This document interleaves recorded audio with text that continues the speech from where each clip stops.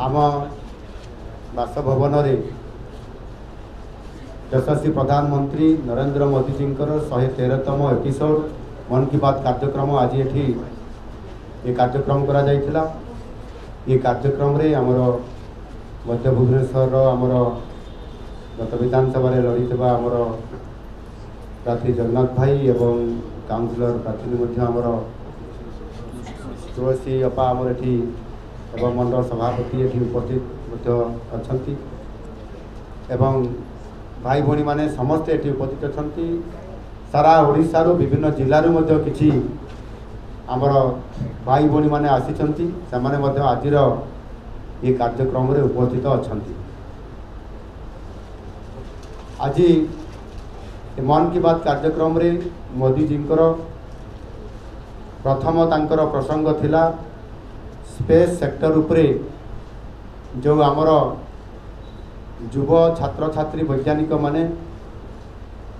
जेमिति चंद्रयान अभियान कार्यक्रम एक सफल कार्यक्रम करा जाई पारिथिला ता उपरे आलोकपात करा जाइथिला एवं याकू मध्य भित्ति करी आमर स्टार्टअप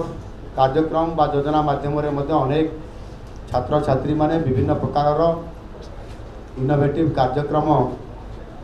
स्पेस को नहीं स्पेस उपरे कार्यक्रम करिवार योजना एठी मन की बात कार्यक्रम रे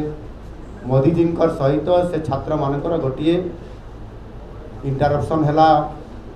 मोबाइल फोन माध्यम एवं इतने विषय बहुत गुरुत्वपूर्ण थिला जो कि आम देशर बॉर्डर अंचल एवं समुद्र सहित भूमि जो स्पर्श करती से अंचल मानकर किभली भाव में समस्त तथ्य को जानी हेब ये बाबद में आलोचना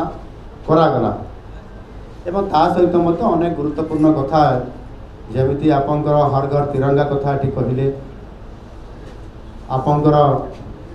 ता सहित वर्ज्य वस्तुर सुपरचालना करने सिंगल यूज प्लास्टिक को किभली भाव में रीयूज रिसाइक्लिंग कर जाई पारिबो पर्यावरण विषय रे एवं विभिन्न आपंकर आगामी दिन में पूजा एवं पर्व आसूची ए बाबद में आलोक करी अनेक कथा आम पाखे अति गुरुत्वपूर्ण कथा रखिले। विशेष करके मन की बात कार्यक्रम यशस्वी प्रधानमंत्री नरेंद्र मोदी जी एक केवल भारत वर्ष में नुह सारा विश्व में एक लोकप्रिय कार्यक्रम मन की बात कार्यक्रम यह द्वारा अनेक समय रे विभिन्न अंचल जो लोक माने एवं युवक युवती माने अनेक गुरुत्वपूर्ण योजना एवं नुआ नुआ कार्यक्रम इनोवेटिव कार्यक्रम करुछंती ताहा सामना को आनिबा एवं समान को प्रोत्साहित करिबा एवं ताहा द्वारा निश्चित भाव में समानंकर नेतृत्व विकास हेबा सहित समाने एभली एक इनोवेटिव कार्यक्रम करके देखौछंती जहाँकि आगामी दिन में ता ए समाज पाई देश पाई बहुत बड़ गोटे उपादेय हिसाब से ताहा आगु सामना को आसूची एवं ताहा कार्यक्रम हो पारुछि। तेणु आज मन की बात कार्यक्रम अति सुंदर भाव में आमर ये भुवनेश्वर आम बासभवन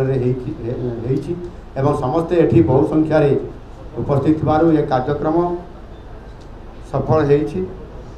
एवं मु आशा करी निश्चित भाव में एथिरे जो जो विषय को भी रखिले ता भीतर गोटे भल विषय रखिले जो कि आपंकर पुष्टिकर खाद्य न्यूट्रिशन यह को किभली भाव में आगामी दिन मानकरे मध्य प्रति अंचल जोठी अनेक आदिवासी एवं पछुआ वर्गर गरीब पिला माने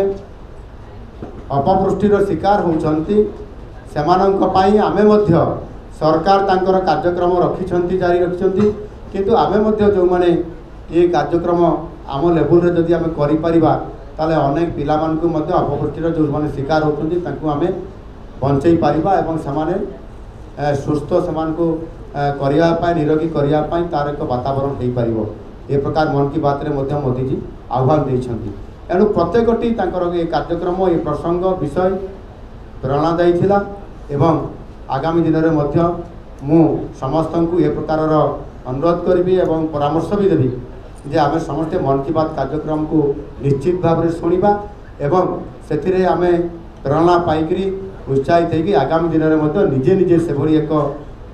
कार्यक्रम विभिन्न प्रकार करवा जो कि समाजर सर्वमंगल हम एवं कल्याण हम एवं समाजर निश्चित भाव में उन्नति हम। धन्यवाद।